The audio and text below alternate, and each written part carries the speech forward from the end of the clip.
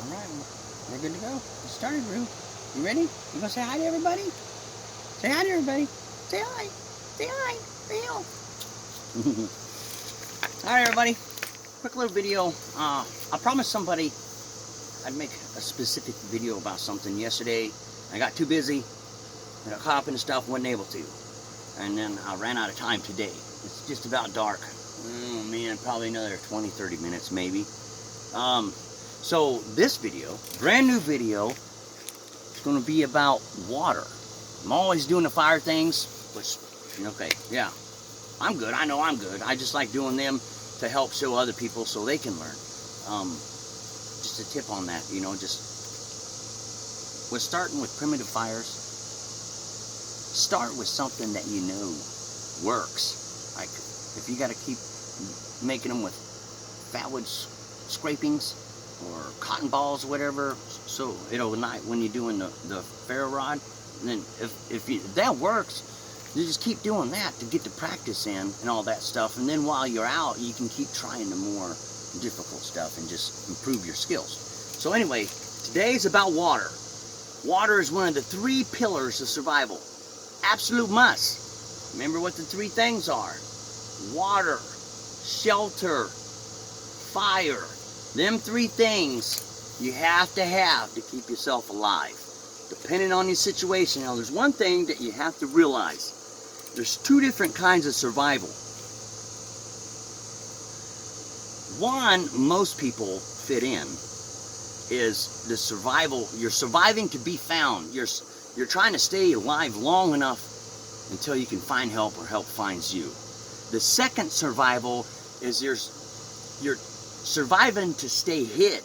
You don't want to be found. You're trying to hide. There's 2 distinct differences, but 90% of normal civilian people, it's number 1.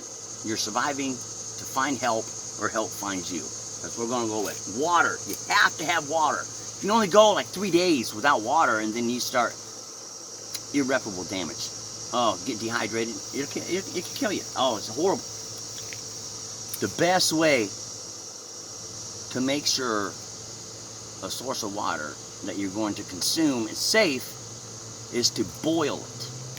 You boil it and you get a good roiling boil for at least 10 minutes. Let it cool, and then that way it's biologically safe, because that heat done went and killed all the microorganisms and all that stuff in the water. They're dead. So when you do drink the water, the stuff's dead, and it's not gonna make you sick and give you Giardia and all these other water pathogen sicknesses. Real quick, because I'm running out of daylight. This is what I wanted to go over. This is a lifesaver, and I feel is a must-have, because this right here is what you call, it's a little Sawyer is what it's called, like Sawyer, Tom Sawyer, you know. This allows you to have immediate safe drinking water right away. It purifies like 99.99 blah blah blah of the water pathogens. It filters through it. It can filter, like, I don't know what the package said, can't remember. It's like 3 million gallons of water or something through this little itty bitty thing. And what's great about this is because it filters it and it makes it safe to drink. I mean, like that. If you find a puddle, you find a creek, any source of water, you can drink it through this, and it's safe, automatic safe. And what I love about it the best is this thing is the same size as a bottle cap, so it'll fit on top of any soda bottle. And we all know that's easy to find. People throw their trash out, throw them out of their cars while they're driving, which they shouldn't be, but they do. So water bottles, not necessarily, because see how shallow the lid is, but the one water bottles where it's like a regular soda cap top, it just will fit on. I'll show you right now. So that way you can take a knee real quick, scoop up some water, tie it on, and carry on. Keep moving. What is that smell? Something's horrible. Oh, well water. Ugh. This stuff straight out of the tap. I have well water. I live in the country. Everybody knows it stinks. It's got like a rotten egg smell to it, you know, blah, blah, blah. So watch. This. What's the matter with me here? One thing being a liar, it fits. I've done it before. There you go. Just gotta line it up. I tied a lanyard on it with my 550 cord. That way I can have it around my neck or always have it with me. That way in case I need that. See, it screws right on top. Now this one works. It's really hard to suck through, but it works. It takes the smell. It takes everything out. On this end, completely safe. Watch.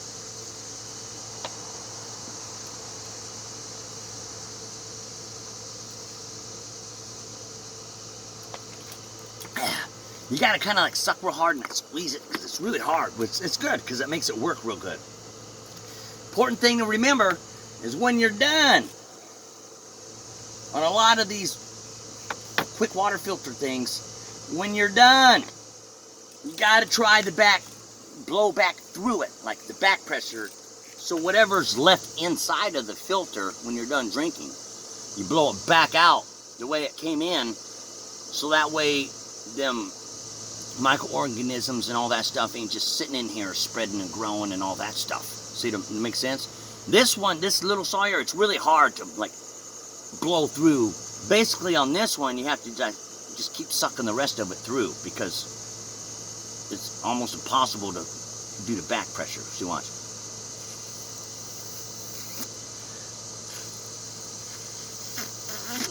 See?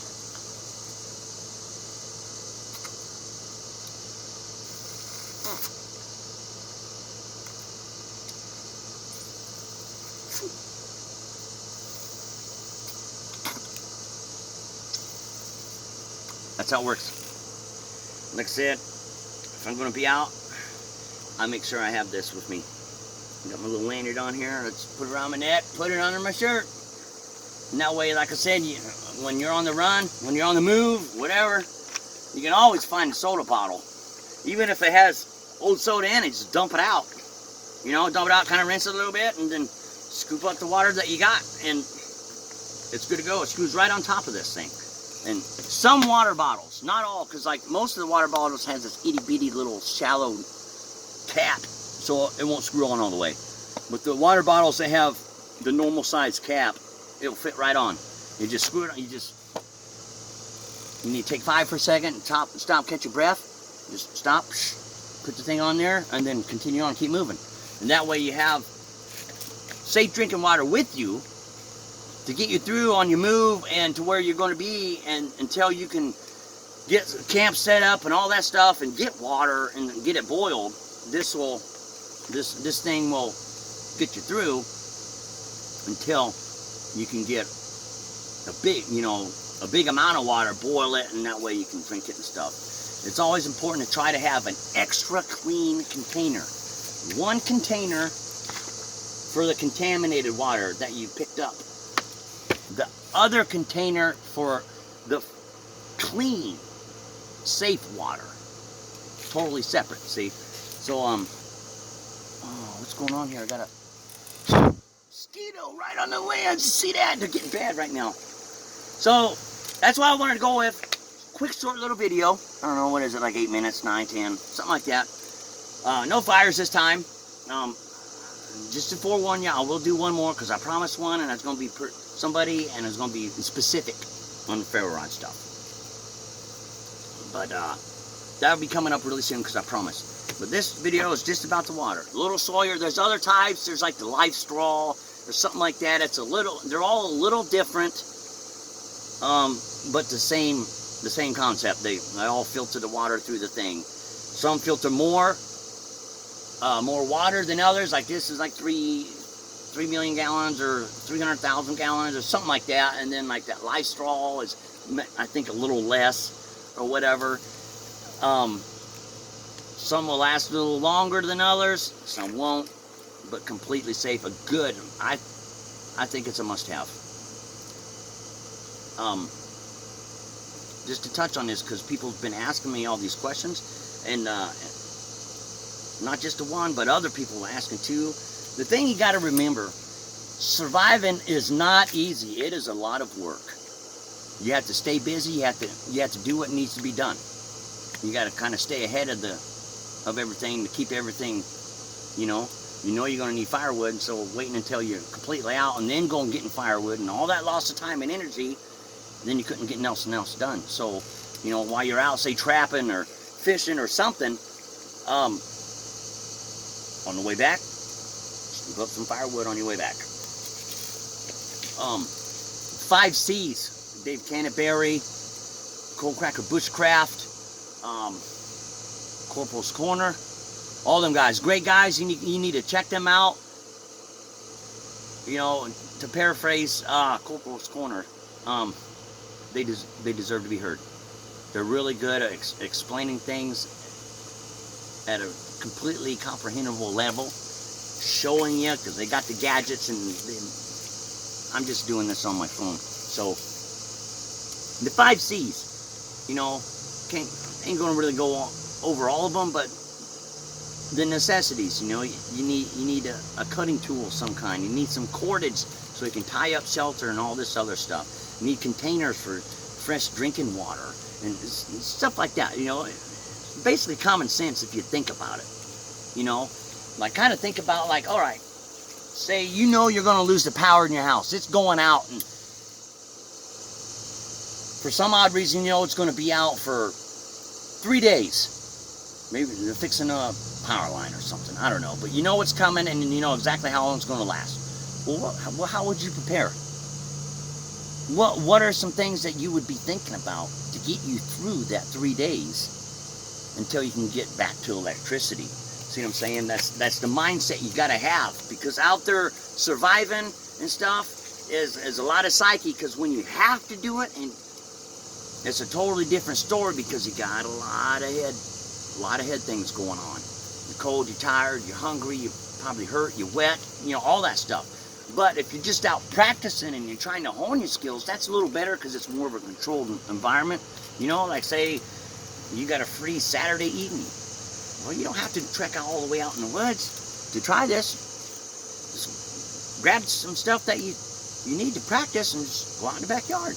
Practice it. Do some bear rod. Try boulder drill. All that stuff. But it's very important. That's why I want to talk about fresh water. You have to have fresh water. And when you're out there surviving and stuff, you have to conserve your energy, because the more you work and sweat, the more calories and stuff you're burning, the more that you have to replace, so you got to kind of work at half speed and half strength, like reserve yourself, so you have enough to make it through, if that makes sense. So I'm going to show you really quick. Take this off there. Hang on a second.